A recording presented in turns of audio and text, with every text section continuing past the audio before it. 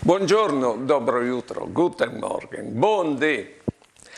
Calcole di ve un frutto che non si comporta bene per aulis, dispiez, ecco.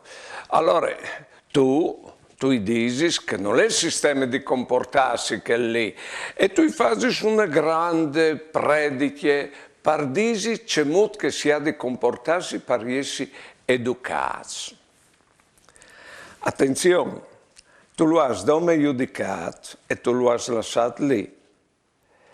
Perché educare per Furlan si dice tira su, hai detto también che mai, per tirare su, tu hai di là, lì che è lui, tu hai di chialarlo tra voi, tu hai di vedi il perché che si comporta così, e dopo tu puoi dire con lui, vedi di fare un passo verso il migliore. In pratica tira su, ecco, di lì che è e portarlo, aiutarlo a venire in davanti.